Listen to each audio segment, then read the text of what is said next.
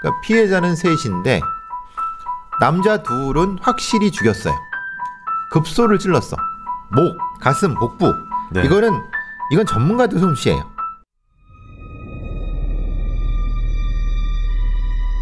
(2003년 4월 6일) 새벽 1시 40분경 서울 송파구 삼전동의 어느 다세대 주택. 맞은편 옥상에서 휴식을 취하고 있던 이웃이 주택의 반지하 1층에서 검은 연기가 흘러나오는 것을 목격했습니다. 약 10분 뒤 신고를 받은 소방차가 도착했고 화재 진압이 시작됐습니다. 내부 15평 중에서 안방 5평 정도를 태운 화재였어요. 저희가 01시 52분 도착해서 2분 뒤에 완전 진압 선언이 나왔으니까 2분 만에 화재가 잡혔으니 그렇게 큰 화재는 아니었어요. 불이 금세 잡혔기에 단순 화재라고 생각했던 소방관들. 하지만 집안에 불을 끄는데 사용한 물이 검게 차올랐는데 어느새 검던 물이 붉게 변해갔습니다. 번져가는 붉은 핏물. 무언가 일이 터졌다는 것을 직감한 대원들이 조심스럽게 열려있던 방으로 들어가자 세 사람이 피범벅인 채로 사망해 있었습니다. 각 방에 사체가 한 구씩 3구가 있었어요. 피해자는 딸하고 아들 그리고 딸 남자친구 이렇게 셋인 걸로 확인했습니다. 각각 흉기에 찔려서 사망해 있었습니다.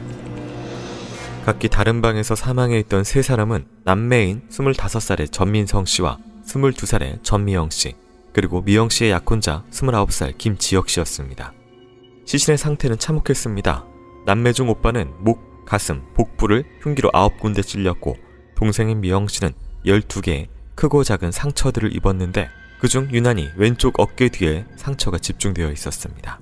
그리고 미영 씨의 약혼자는 목과 가슴 부위를 총 4군데 찔려 사망했습니다.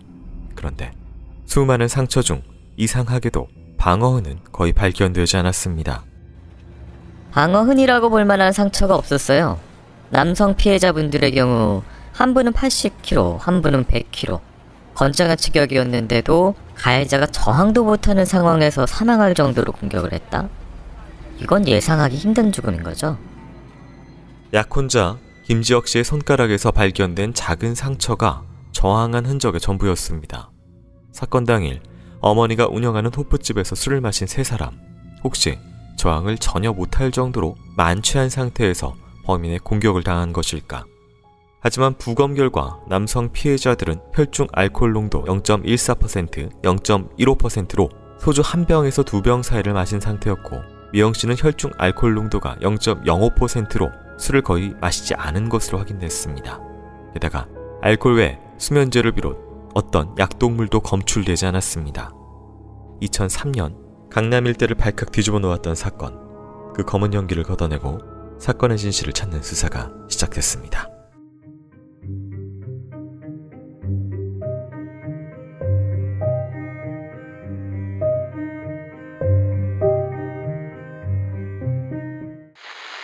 자, 오늘 준비한 사건은 2003년 서울 송파구 삼전동의 어느 다세대 주택에서 발생한 사건입니다.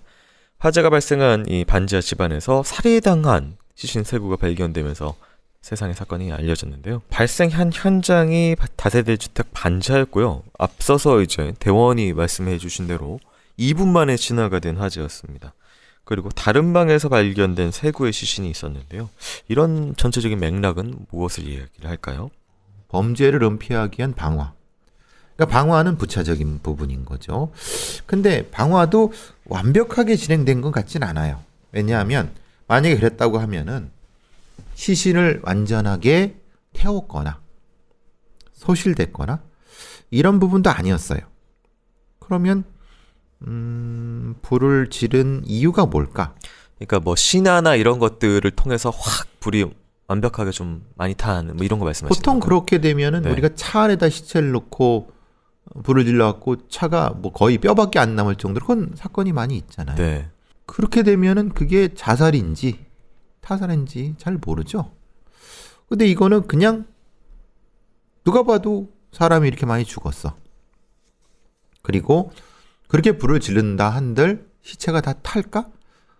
그럼 그런 부분이 저는 좀 고민이었어요. 이 사건에서는. 네.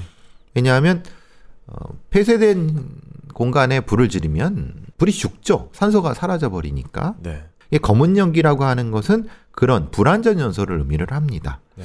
그래서 그게 근데 너무 좀 불이 좀 이상했어요. 어쨌든 처음에 그렇고 그 다음에 각 방의 사체가 한 곳씩이라는 게 이게 뭘 의미하는지. 그러니까 피해자는 셋인데 남자 둘은 확실히 죽였어요. 급소를 찔렀어. 목, 가슴, 복부. 네. 이건 전문가들 솜씨예요. 즉 죽을 만한 곳만 죽였어요. 나머지 오빠도 그렇고 약혼자 남자분 4분인데 이 사람은 더 확실히 죽였어요. 목과 가슴이에요. 이건 죽으라고 죽인 거예요. 네. 근데 정신이 있는 상태의 남성 100kg가 되는 남성 건장한 남성을 그냥 나 죽여줍시오라고 4번을 찌르도록 하는 경우 저항은도 없이 이건 불가능하다는 거예요. 네.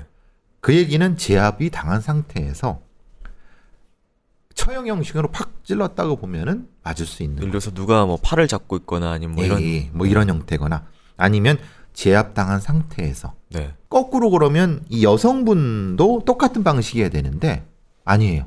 여성분은 오히려 12개의 오버킬이라고 할 수 있는 상황이 있었고 작은 상처가 있었고 특히 왼쪽 어쩌 뒤쪽이에요. 그럼 주 목적이 남자 둘이었고 여자도 죽일 생각은 있었는데 절명시키는 과정이 너무 좀 느슨한데 그럼 거꾸로 오겠다. 이 상황이 여성을 위협하고 꼼짝 마 죽인다.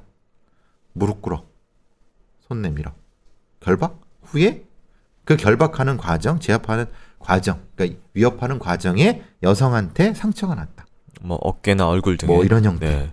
이게 되면은 왜 이 다른 사람 둘 80kg 100kg가 되는 남자 둘이 저항도 못하고 바로 즉사했는가에 대한 아니면 했는가에 대한 설명이 될 것 같아요. 그러니까 사망 관련된 순서 방화 시점 관련돼서요. 피해자들 모두 혈중 일산화탄소 헤모글로빈이 검출되지 않았다는 사실도 중요해 보입니다. 그러니까 네. 이거는 뭐냐면 죽인 후에 불을 질렀다는 의미죠. 네. 그건 아까 제가 설명을 드린 거고 네네. 여기서의 중요한 거는 이 남자들을 꼭 죽여야 될 이유가 있었다는 거예요. 꼭 죽여야 된 건 원한이죠. 네. 뭘까요? 그럼 동기가 나와야 돼요. 그리고 이걸 알고 있어. 이 메커니즘을 잘 알고 있어. 예를 들면은 어떤 강도가 들어와서 이 여자분한테 드리고 꼼짝 마. 근데 전혀 관련 없는 사람이야. 그 여자 죽든 뭐 상관없어. 이게 성립이 안 되는 그러면 범인들은 이 상황에 이 셋의 관계를 알고 있는 거죠. 알고 있고 여자를 위협하면 나머지가 제압당할 수 있다는 생각을 하는 사람. 네. 그럼 청부살인이군요. 그러니까 지금 너희들 움직이면 이 여자 지금 목 찔린다 그래놓고 그렇죠. 못 움직이게 하고 예를 들어서 결박을 하거나 그렇죠. 뭐 그렇게. 그러니까 이제 방화를 이제 범행 현장 훼손을 위해서 방화를 하는 경우에는 일단은 뭔가 지우려고 하는데 이게 관계성을 지우거나 아니면 본인의 흔적을 남겨서 그걸 지우거나 그런 경우들이 있잖아요. 지금 이 케이스는 뭘 지운 거죠, 그러니까? 어떤 의도인지가 궁금해요. 그러니까 의도가 없는 의도예요. 시신의 어떤 뭐 상흔이라든가 신원을 없애려면 완벽하게 탈 수 있도록 좀 그렇죠. 뿌리거나 발화물질을 그렇죠. 그것도 아닌. 그래서 이 화재는 되게 금방 잡힌 단순하지. 그러니까 불에 대해서 모르는 사람이 마무리를 짓고 갔다. 그 공범 중에서. 어쨌든 지우려는 무언가는 있었던. 근데 그 지우려는 게 완전하게 지우지 않아도 되는 상황. 범행 자체 살인은 전문가 솜씨인데 방화는 전문가 솜씨가 아니야. 세 사람이 살해된 이번 사건에서 간발의 차이로 비극을 비껴나간 사람이 있었는데요. 그 사람 증언으로 당시 사건 발생 시간 추정해 보도록 하겠습니다.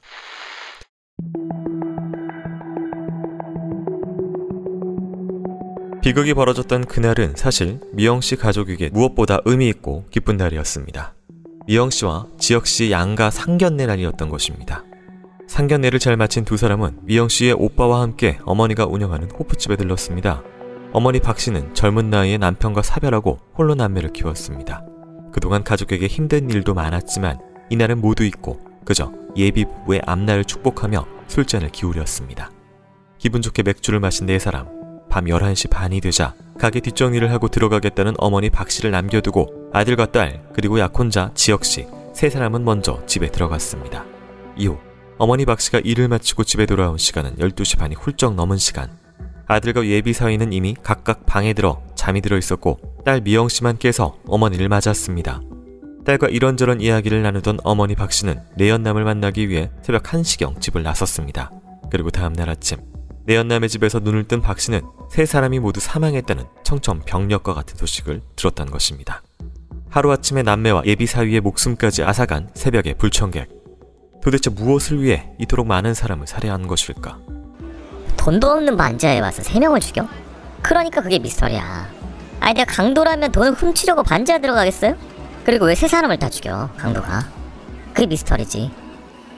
주민들이 가지고 있는 의혹처럼 현장은 의문투성이었습니다. 창문과 문을 강제로 열고 침입한 흔적이 전혀 없었습니다. 강도 소행이라면 귀금속이나 현금 등이 없어져야 하는데 그런 걸 가져간 흔적이 하나도 없고요. 물색한 흔적이 전혀 없었으니까요. 집에서 없어진 물건이 전혀 없었던 것입니다. 장롱 서랍은 물론 피해자들의 가방이나 지갑 등도 뒤진 흔적이 전혀 없이 현장에서 모두 발견됐습니다. 범인이 가져간 것은 없었지만 대신 남겨둔 물건이 하나 있었습니다. 바로 범행도구 칼이었습니다. 피해자들의 혈흔이 묻은 칼 2개가 싱크대에서 발견됐던 것입니다. 그런데 발견된 2개의 칼 중 하나의 모양이 집에서 사용하는 일반 칼들과는 달랐습니다. 아, 이거 뼈 발라내는 칼이에요.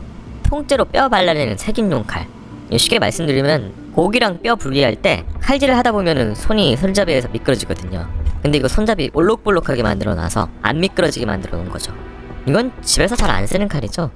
칼이 너무 세고 날카로워서 일반인들이 쓰기에는 위험해요.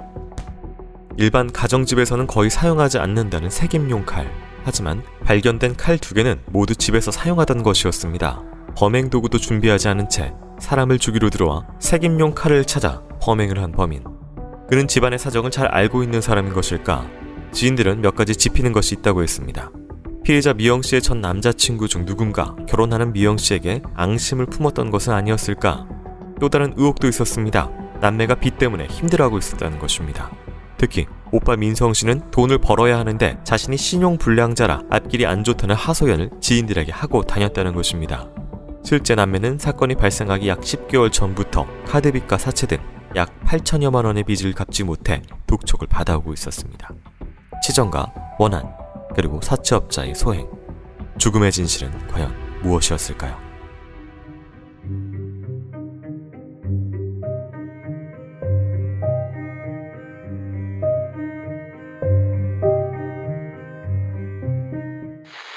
네, 당시에 어머니 박 씨까지 해서 상견례 이후에 뒤풀이 자리가 있었고 먼저 이제 3명이 집에 들어갔던 상황, 그리고 어머니가 뒤늦게 귀가했다가 다시 나왔던 상황이라고 좀 정리를 했는데요. 이 어머니 박 씨 진술로는 새벽 1시경에 자신은 밖에 나갔다라고 했고요. 이웃이 이제 검은 연기 보고 신고한 시간은 새벽 1시 40분경입니다. 이제 보통 화재에서 불이 물건을 태우고 검은 연기가 피어올라 집 밖으로 새어나가기까지는 평균적으로 일반적으로 약 20분의 시간이 걸린다고 합니다. 그래서 당시 범행 시간으로 추정됐던 게 새벽 1시 집을 나간 시간에서 새벽 1시 20분 사이에 일어났을 것이다, 이런 추정이 있었고요.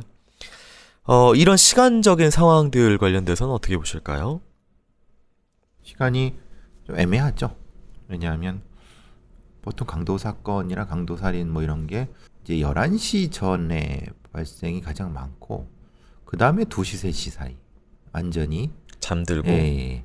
그래서 1시, 12시 사이에는 많이 떨어져요. 왜냐하면 그거는 잘 준비를 하고 아직 인식이 있는 상태. 그래서 좀 애매하긴 해요. 그리고 물론 범행 시간은 누군가가 봤잖아요. 불 나는 거를. 그러니까 만약에 불 나는 걸 안 봤다고 하면은 시체는 발견되지 않았겠죠? 언제 발견되느냐? 그 다음날 그것도 발견될까요? 왜? 아니 누가 뭐 안 나온다고 해서 가족이 연락하고 그래서 찾아오는 것도 한 9시, 10시 넘어겠죠. 그죠? 그럼 이 어머니가 나갔다고 하니까 그러니까 방화가 없었다면은 네. 이 시신은 다음날 어차피 어머니는 없었으니까요. 네. 네. 그 다음날 아침에 발견되겠죠. 네. 그것 때문에 발견되라고 불을 질렀다고 생각이 저는 들어요. 그 시간에 발견돼야. 그렇죠. 하는. 예, 예. 그 시간이 발견되면은 네. 당연히 누가 봐도 이상하지만 뭐 약간 좀 이상하지만 강도살인. 일반적인 강도살인하고는 좀 차이가 있다. 그러니까 불을 지른 이유가 전혀 설명이 안 된다. 또 한 가지는 이제 20분 정도의 시간적인 증언에 따르면 뭐 이게 있었기 때문에 이게 어떤 전문가들에 따르면은 20분 만에 이 사람들 3명을 이렇게 해서 죽이고 불내고 뭐 이렇게 그러니까 너무 신속하게 빠바바박 하고 나가는 느낌이라서 20분이 좀 짧다, 이런 너무 얘기도 짧죠. 네. 말이 안 되죠. 3명을 이렇게 하려면 아마 공공치료와도 20분은 힘들걸요. 침입하고 제압하고 네. 묶고 찌르고 그것도 2명을 동시에 찔렀다고 하면 이건 진짜 북한군 특수부대가 와도 10분에는 좀 어려울 것 같아요. 왜냐하면 팍팍팍 찌르고 이거 갖다는 거 지금 그거는 진짜 로봇처럼 계산이 탁탁된 사람 아니면은 힘들다. 네. 시간은 그래서 이게 설명이 안 된다. 범행 도구가 발견이 됐습니다. 칼 2개에 의해서 혈흔이 나왔는데요. 하나는 그러니까 일반 그 부엌용 칼 같은 식칼, 또 하나는 이제 뼈 새김용 칼이라고. 이게 정형용 칼 같은 거죠. 네. 집에 있는 도구를 사용했고 그걸 두고 갔다. 그리고 또 칼을 2개를 선택을 했고 그 중에서 일반인들이 조금 사용하기 좀 위험하다는 칼을 또 사용을 했다라는 게 있습니다. 정형용 칼이 색임용 칼이 이 집의 소유라고 전제를 하고 그러면 침입해서 그걸 찾아서 그걸 가지고 사용을 했다는 거잖아요. 네. 피해자들한테 밤 1시에. 네. 그럼 자고 있는 어두운 상태에서 불을 켜서 그죠? 그걸 어디 있는지 찾아서 그게 20분이 걸린다는 얘기잖아요. 근데 정확하게 이것도 1시에 나갔다고 하니까 네. 나가자마자 기다렸다 들어와서 해도 이게 설명이 안 20분이거든요. 되죠. 이건 그러면 네. 이거는 뭔가 다른 어떤 스테이징이 분명히 존재한다.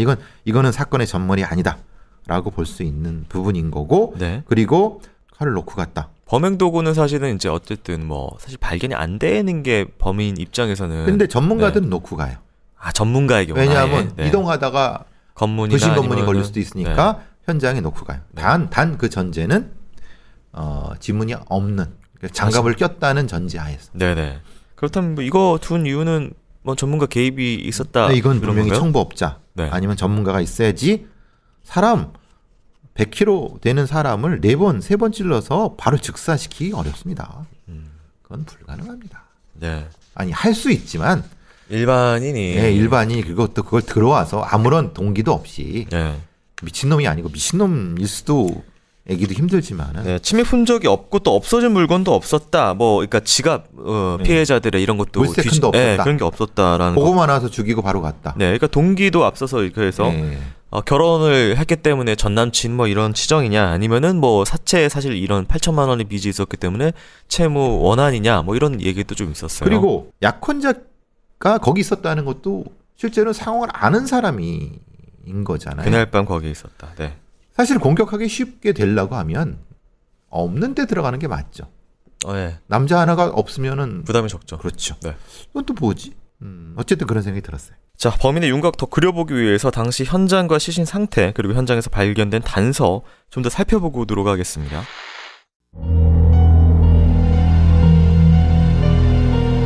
피해자들 중 남성인 오빠 전민성 씨와 약혼자 김지혁 씨의 상흔은 거의 치명상이었습니다. 오빠 민성 씨는 키 170cm에 몸무게가 83kg이 나가는 단단한 체격으로 목과 복부, 가슴을 총 9번 찔렸는데 상흔은 가슴과 복부에 몰려 있었습니다. 미영 씨의 약혼자 지혁 씨는 키 186cm에 몸무게 102kg으로 건장한 체격이었는데 칼로 단 4번의 공격만 당했지만 모두 목과 가슴, 급소만 공격받아 사망했습니다. 그러나 미영 씨의 시신은 두 남성의 상흔과 모습이 전혀 달랐습니다. 범인은 남성에게는 치명상을 입혔지만 여성인 미영 씨에겐 그렇게 하지 않았던 것입니다. 어깨도 찔리고 여러 군데 찔렸는데 특징적인 건 얼굴과 머리를 찔렸다는 거예요. 이건 조금 앞에 2명 살해 방법과 전혀 달라서 심지어 다른 사람이 살해한 거 아닌가 추정될 정도예요. 머리를 포함해 몸 여기저기에 12개의 크고 작은 상처를 입은 미영 씨. 특히 머리 윗부분 관자놀이에 얕은 상처가 있었고 왼쪽 어깨 부위에 찔린 상처가 집중되어 있었습니다. 법의학 전문가는 사람을 죽이려고 시도하는 사람이라면 그 부위는 치명상이 되는 경우가 흔치 않기 때문에 통상 어깨를 노리진 않는다고 했습니다. 게다가 미영 씨의 양쪽 옆머리와 뺨에도 베이고 얇게 찔린 작은 상처들도 있었습니다. 역시 치명적인 부위와 깊이는 아니었습니다. 왜 남성들과 상흔이 달랐던 것일까? 그런데 미영 씨의 시신에 다른 것이 또 하나 있었습니다. 그건 바로 미영 씨가 발견 당시 양손의 주먹을 꼭 쥐고 있었다는 것입니다. 이건 보통 시신에게서는 흔히 발견되는 모습은 아니죠? 보통 사람이 죽으면 처음에는 툭 늘어지거든요. 이게 1차성 근육 이완이라고 그러는데 사망하고 발견됐는데 손이 풀려있지 않고 주먹을 꼭 쥐고 있다? 이건 매우 드문 현상이라고 보입니다. 미영 씨가 사망 후에도 두 주먹에 꼭 쥐고 있었던 것. 놀랍게도 누군가의 머리카락 한 움큼이었습니다. 경찰은 이후 사후 강직이 일어난 미영 씨의 굳어버린 손가락을 하나씩 힘들게 펴서 머리카락을 꺼내는 데 성공했습니다. 곧바로 국거수의 감정을 의뢰한 수사팀. 네, 머리카락은 오른손에 8가닥, 왼손에 5가닥 정도 있었고요. 길이는 짧은 건 9cm에서 긴 것이 22cm 정도 됐어요. 하지만 채취한 머리카락 중 모근이 남아있는 것이 단 하나도 없었습니다. 머리카락이 두피에서 뽑혀나간 것이 아니라 중간에 끊겨 뜯겨나간 것입니다. 결국 모근이 없어 DNA는 나오지 않았습니다. 현재는 기술의 발전으로 모근이 없어도 사람의 건강 상태나 식습관, 심지어 직업까지 추정이 가능하지만 2003년 당시에는 머리카락만으론 알아낼 수 있는 것이 거의 없었습니다. 다만 당시의 과학기술로 확인할 수 있는 부분이 한 가지 있었습니다. 그것은 바로 목의 혈통의 동일성 여부, 즉 어머니 쪽으로 유전되어 온 특질을 공유하고 있는지 여부를 확인할 수 있었던 것입니다. 당시 발견된 머리카락은 미영 씨와 동일 모계로 분석됐습니다. 즉 머리카락의 주인이 어머니 박 씨이거나 박 씨의 자녀인 민성 씨와 미영 씨 중 한 명의 것이라는 이야기였습니다.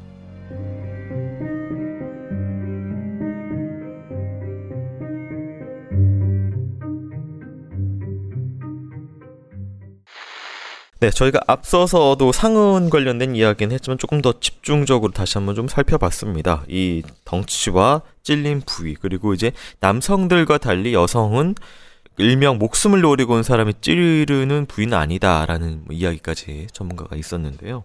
그렇죠. 순서까지 포함해서 당시에 뭐 어떻게 볼 수가 있을까요? 뺨을 베이고 네. 옆머리, 그 다음에 어깨, 관자놀이 뭐 등등등 상처가 있었지만은 그거는 치명적인 부위는 아니었다. 그렇지만 어쨌든 죽였다. 그리고 머리카락, 그러니까 몸싸움이 있었고, 몸싸움이라기보다는 약간 저항.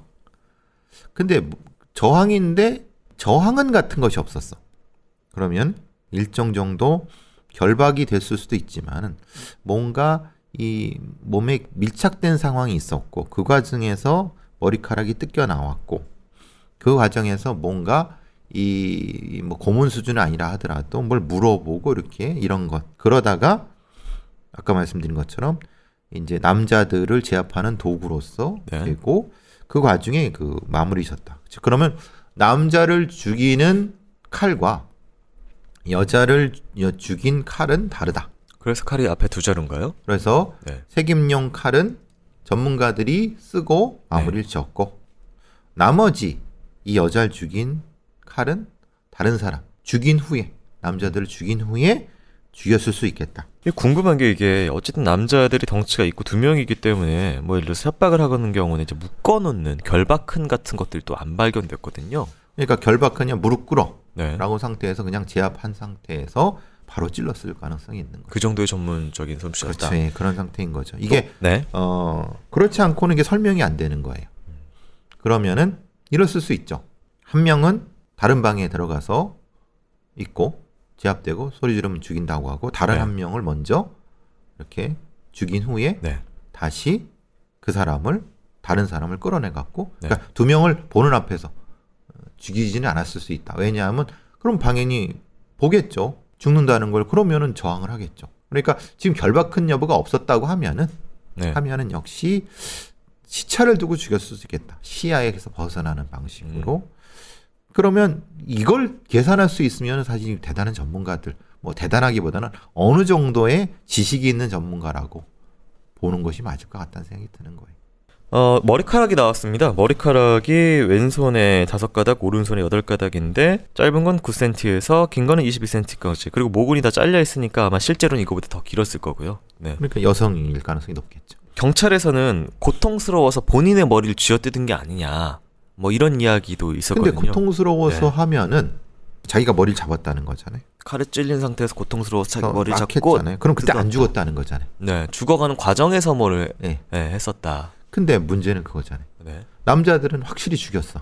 여자는 죽이지 않고 살아있는 상태에서 갔다는 거잖아요. 그럼 설명이 좀 이상하잖아요. 근데 살아있는 상태에서 가면 사실 이제 방화 있을 때 혈중 그 일산화탄소나 헤모글로빈 그 이런 것들에 대해서는 이제 사망 이후에 불이 났기 때문에 그것도 좀 이상하네요. 그렇죠. 그러니까 결국은 네. 자기 머리는 아닐 수 있다는 거죠. 자기 머리면 안 되는 거죠. 지금 이 상황으로 봤을 때. 고통스러워서 뜯었다고 하면 그 말이 안 되는 거죠. 네. 그럼 살아 있었다는 거죠.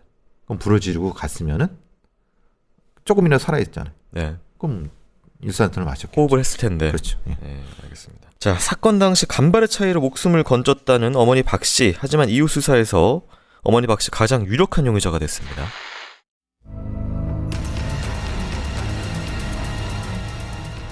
동일보게의 머리카락을 가진 사람, 그리고 20분 전에 집을 나가 범인의 마술을 피했다던 단 한 사람, 어머니 박 씨.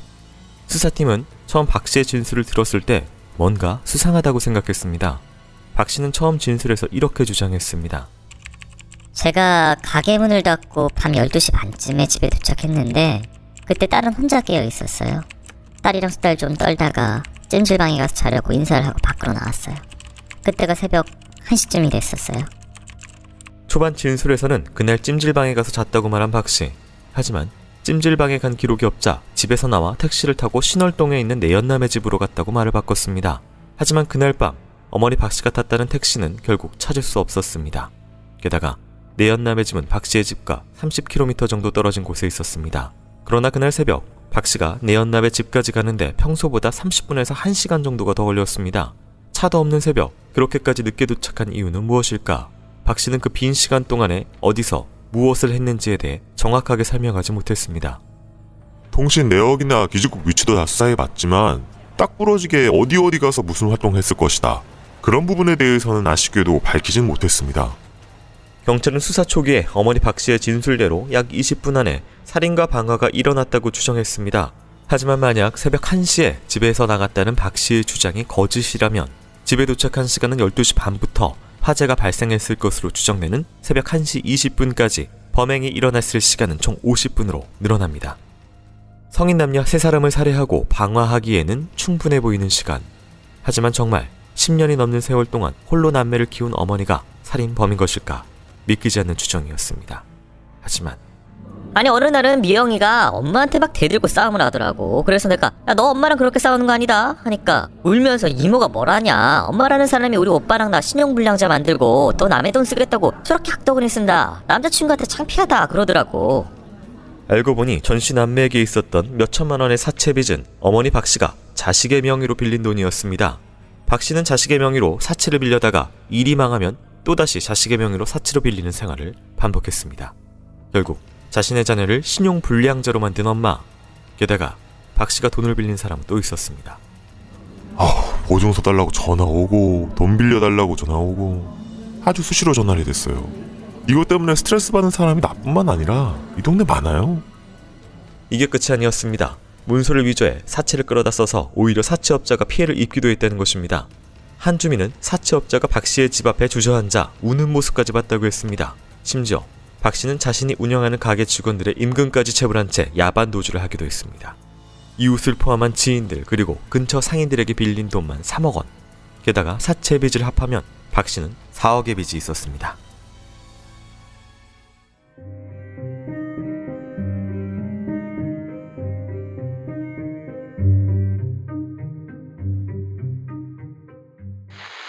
자, 어머니 박 씨 앞서서 저희가 미토콘드리아 DNA 관련돼서 이제 목의 혈통 뭐 이런데 추정 때문에 피해자 본인의 머리카락은 아니었을 것이다, 상황상. 그렇다면 사실 이게 어머니의 것일 확률이 제일 높은데, 그렇다면 이제 앞서서 저희가 알리바이 관련된 이야기 좀 다시 해봐야 됩니다. 1시에 나갔다는 것 때문에 처음에 뭐 1시에서 1시 20분 사이에 불난 거 아니냐, 범행이 이뤄지고. 그럼 본인의 주장이죠. 그런 이제 본인의 주장이 되는 것이죠. 그리고 또 한 가지, 방법이 없죠. 네, 찜질방에 갔다고 얘기했다가 말을 바꿨어요. 왜냐면 찜질방 간 기록이 없는데 라고 이제 수사진이 얘기하니까 내연남지 갔었어요 라고 말을 바꾸거든요. 아무리 정신적 충격을 받았다 하더라도, 네, 본인은 기억을 못한다 하더라도 분명히 어디를 뭐 자기 갔어야 되는 거잖아요. 네. 그러면 거기에 대한 증거가 나와야 돼. 증거가 없어. 그럼 이건 이상한 거죠. 그러면 애초에 1시부터 뭐 했다는 거는 좀 거짓말이라고 보고, 명확히 그 머리카락을 왜 경찰 애들이 죽은 딸의 머리카락이라고 완전히 확정을 했는지 전 이해를 못하겠네요. 그 사람일 것도 있지만 그렇지 않을 것이라 생각해보면은 용의자군을 확 늘릴 수 있는데, 어쨌든 그 부분은 이상해요. 그리고 박 씨, 네, 어머니, 완전히 이건 삶 자체가 너무 포식자의 삶을 살고 있는 것 같아요. 자식을 등쳐먹고 네. 주변 사람들한테 돈 빌리고 오히려 돈 빌린 사람들을 좌절시켜갖고 네. 도대체 빚이 얼마인지를 확인을 못하는 거잖아요. 이게 확인된 빚이 4억이니까 확인 안 된 거일 수도 있는. 더 많을 수 네. 있는 거죠. 그리고 시간 관련돼서도 이제 본인이 이제 집에 뭐 마무리하고 도착했다고 하는 12시 반부터 그렇다면 이제 집을 나갔다고 주장하는 뭐 시간은 빼고 화재가 났던 시간이 1시 20분이니까 시간이 50분 정도 오면은 앞서서 저희가 이제 어떤 행동들을 안 해서 버리기에는 충분한 충분하죠. 시간이. 네. 20분이면 안 되지만 50분이면 이건 뭐 그것도 전문적으로 네. 칼 쓰는 사람들이라고 하면은 네. 충분히 가능하죠. 그리고 저희가 이제 지문에서는 이제 시간상 얘기는 못했지만 이 집에 원래 시추가 있습니다.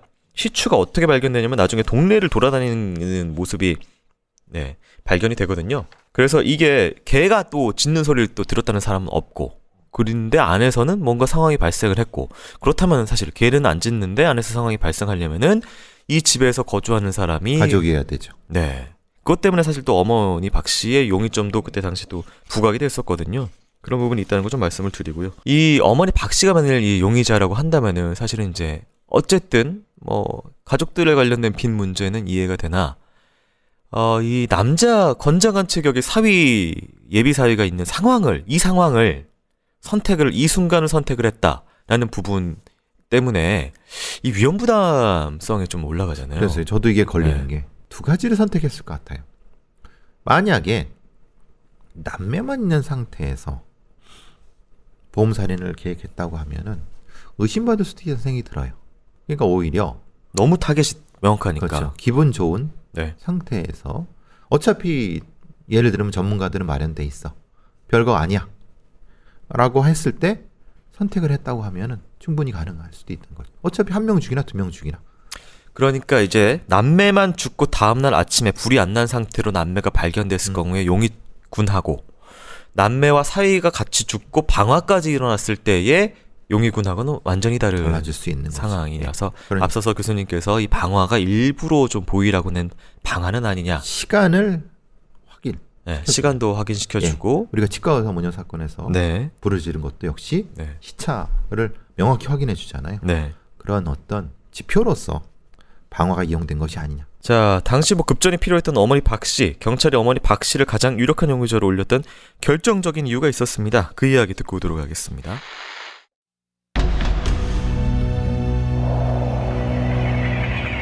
어머니 박 씨는 전에 살던 동네에서 약 4억 원의 빚을 지고 도망치듯 이사를 왔습니다. 그렇게 송파구 삼전동 반지하 방을 얻은 박 씨. 그녀를 알던 사람들은 모두 박 씨가 망했다고 생각했습니다. 사건이 발생했을 당시 박 씨가 매우 심각한 빚 독촉에 시달리고 있었던 것입니다. 그런데 사람들의 예상과 달리 박 씨는 망하지 않고 오히려 화려하게 소식을 알려왔습니다.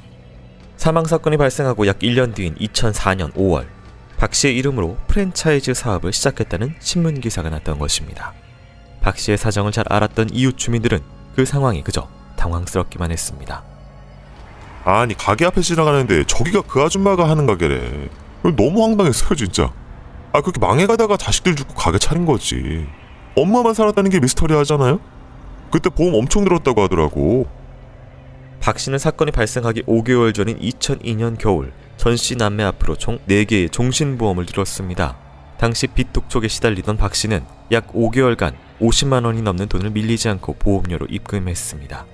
남매가 사망하면 나오는 보험금은 3억 원이 넘었습니다. 그런데 해당 보험은 가입한 지 2년이 지나지 않으면 보험금의 30%밖에 수령할 수 없는 상품이었습니다. 하지만 약관에는 눈에 띄는 사항이 있었습니다. 만약 남매가 타인에 의해 사망할 경우 보험금의 납입 횟수와 상관없이 보험금의 100%를 받을 수 있다는 것입니다. 이건 어머니 박 씨가 보험을 계약할 당시 특약으로 넣은 사항이었습니다. 경찰은 이 점을 의심했습니다. 하지만 박 씨가 혹시 범인이라고 해도 남는 의문점이 있었습니다. 중년의 여성 혼자서 세 사람을 어떻게 살해했냐는 것입니다. 현장에서 발견된 흉기가 2개였기 때문에 경찰은 공범이 있다고 의심했습니다. 지인들은 박 씨의 주변에 꽤 많은 남자들이 있었다고 증언했습니다. 사건 당일 밤을 함께 보냈던 내연남 외에도 또 다른 남자와 사귀고 있었다는 것입니다. 그 엄마가 신용불량자잖아. 돈이 하나도 없었어요.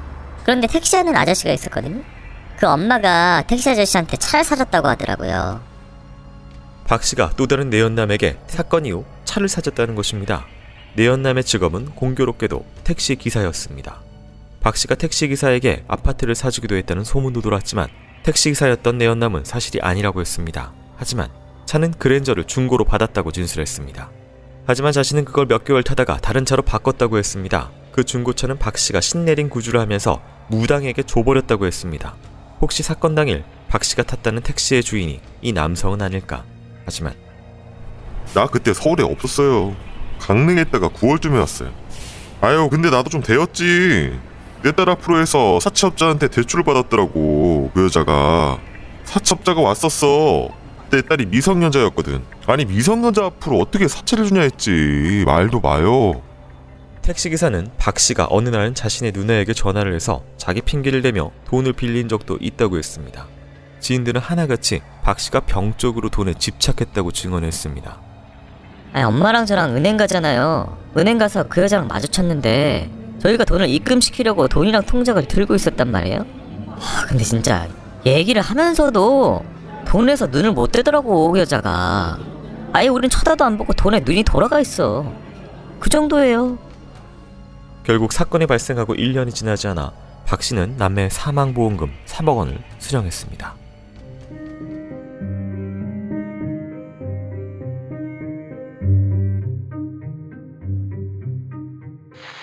정황이 계속해서 의심스러운 게 많이 발견됐는데 당시 수사에서 이제 박 씨와 사건을 연관시킬 물적 증거는 발견하지 못했고요. 결국 박 씨는 풀려났습니다. 그리고 이제 남매의 사망보험금을 수령을 했습니다. 특약을 넣어서 수령을 했어요. 이 계약 기간이 안 돼도 100% 받을 수 있는 방법은 타살, 타인에게 살해당했을 경우인데 그 돈으로 이제 프랜차이즈 차렸다고 추정되는 상황이고요. 당시 이런 특약 관련된 보험 관련된 사항들에 대해서는 어떻게 보실까요?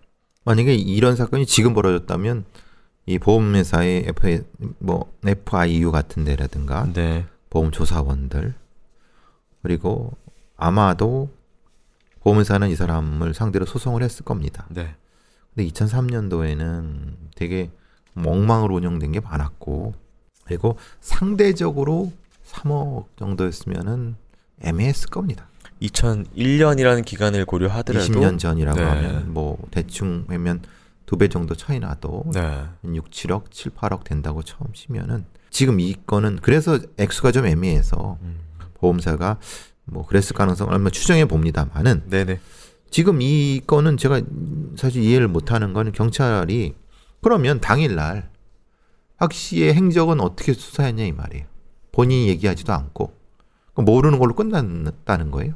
그러니까 얘기를 안 해주는 거에 대해서는 이제 입증 책임은 이제 네. 거기 있으니까 조사는 못했다. 경찰이. 그러면 네. 어쨌든 어디엔 있었을 거라고 지가 돌아다니던 네. 그리고 당연히 이해관계자인 거고 그러면 당연히 이것을 쓰는 주변의 박 씨 주변의 사람들 남자들 좀 광범위하게 추적을 했어야 되는 거잖아요. 네. 이 택시기사라는 사람이 앞서서 저희가 이제 택시 타고 이동했다는 박 씨의 진술이 있지만 박 씨가 탔다는 그 동네에서 그러니까 삼전동에서 내연남 집까지 이동했다라는 택시기사는 찾아내지 못했는데 그렇죠. 그런 거 하고 지금 만나는 사람이 한 명이 더 있는데 택시기사고 이 사람이 이상하게 이 사건 사망 사건 이후에 그랜저를 받았다. 어쨌든 예. 네, 이것 때문에 사실 어떤 당일날 좀 이동을 시켜줬거나 도와줬거나 그렇죠. 아니면 좀 더 깊이 관련된 건 아니라는 의혹을 받고 있어요. 그러니까요. 딱 봐도 수사가 좀 이상하죠. 수사 자체가 좀 미진하죠. 미진한 게 아니라 왜 수사를 이렇게 했지? 2003년이라 하더라도 이건 아직도 공소시효가 남아 있어요. 네. 당연히 태안이법도 그렇고 어쨌든 이렇게 잔혹하게 살해된 사건인데 글쎄요.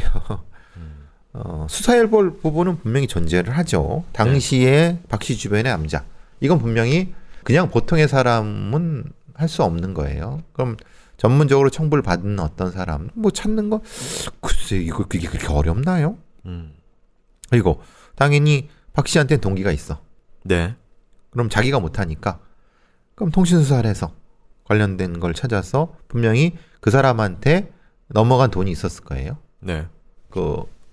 만약에 이 박 씨가 범인이라고 하면은 누구한테 사주했으면 사주여 비용이라든가 뭔가 있을 거란 말이에요. 빚이 있는 상태에서 이 수행 비용을 다 줄 수는 없는 그러니까 그러면 그 계좌 추적을 하거나 수령 이후에 돈을 좀 줬을 것이다. 네, 어쨌든 그 이후에. 네. 글쎄요. 그걸 다 했겠죠, 경찰이. 했으리라 믿습니다. 일단은 지금 이 주변인들 진술 그리고 이 사람의 삶이 그러니까 나랑 얘기를 하면서 내 통장을 계속 보고 있더라. 그 아줌마가. 약간 돈에 눈이 돌아간 사람이다. 이런 증언들이 있었어요. 뭐 그긴 감정이 실릴 수도 있는 거지만 네. 전체적으로 봐서는 이 사람은 기생형 인간이죠. 네. 다른 사람한테 돈을 빌려서 탕진하고 또 빌리고 탕진하고 그게 자기 자식이어도 전혀 봐주지 않고 네. 또 주변 동네 사람한테도 빌리고 먹고 튀고 이런 일종의 기생형 인간인데 그러면 당연히 이 상태로가 되면은 자식이라고 봐줬겠어요? 딸이 엄마 때문에 창피해 죽겠다. 엄마 때문에 신용불량자 됐다.